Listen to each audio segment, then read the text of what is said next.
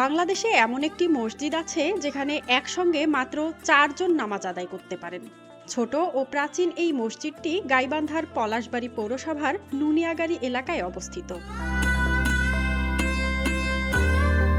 মসজিদটির প্রকৃত নাম ও নির্মাণকাল সম্পর্কে নির্দিষ্ট কোনো তথ্য পাওয়া না গেলেও স্থানীয়দের ধারণা এটি প্রায় ৫০০ বছরের পুরনো স্থাপনা।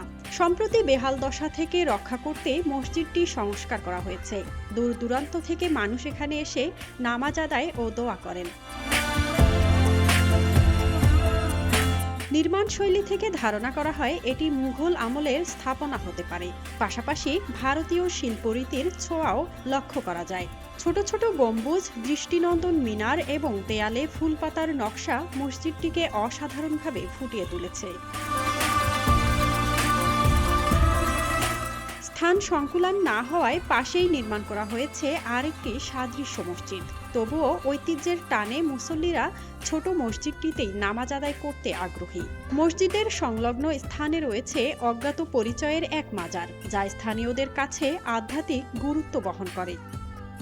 আর আমার বাসা ভাড়াটিয়াও ছিল, উনিও বলছিল যে পরে বলছে আর কি আমাকে বিষয়টা, কারণ আমরা ওই আপনার ছোট মসজিদের ওখানে যাই এটা আল্লাহর কাছে কান্নাকাটি করে দোয়া করছিলাম যে খোদা তোমার এই ঘরে উসিলা করে আমাদের একটা খালি আমার ছেলেই হয়, একটা মেয়ে দান করে।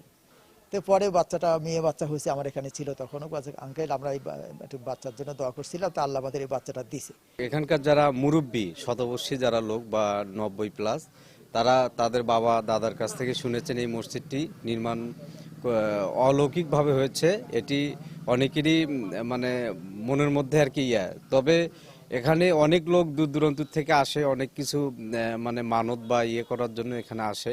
তো এই মসজিদটা গাইবান্ধা জেলার একটা ঐতিহ্য, সারা বলতে গেলে সারা বাংলাদেশের একটা ঐতিহ্য, যে 4 জন মানুষের একটা মসজিদ, এবং এটা কে বা কাহারা বানায়েছে, এবং এটা মসজিদের গায়ে আমরা আজ কোনো ফলক বা কত সাল অনেক সময় খোদাই করা থাকে যে 1900 এত সালে বা 19 সালে বা 20 সালে, আমরা এখানে কোনো চিহ্ন পাই নেই যে মসজিদটা কত সালে। দেশের অন্যতম ঐতিহ্যবাহী স্থাপনা হিসেবে লোকমুখে প্রচলন শুনে উপজেলা পরিষদের অর্থায়নে সংরক্ষণের আশ্বাস ইওনোর। কথিত আছে যে এটা নাকি 500 বছরের পুরনো, যদিও মসজিদটা আমি এখন পর্যন্ত দেখি নাই। তবে নিঃসন্দেহে যদি এরকম পুরনো কোনো স্থাপত্য হয়ে থাকে তো অবশ্যই সেটা সংরক্ষণ করার দায়িত্ব আমাদের সবার। উপজেলা প্রশাসন এই ব্যাপারে সচেষ্ট আছে। আর প্রত্নতাত্ত্বিক অধিদপ্তরের নজরে এটা নিয়ে আসা যায় কিনা আমরা এটা সরেজমিন তদন্ত করে বা ভিজিট করে তারপর এটা নিয়ে সিদ্ধান্ত নেব। দৃষ্টিনন্দন আর মোঘল আমলের নুনিয়াগাড়ি জামে মসজিদকে দ্রুত প্রত্নতত্ত্ব অধিদপ্তরের উদ্যোগে সংরক্ষণের দাবি স্থানীয়দের।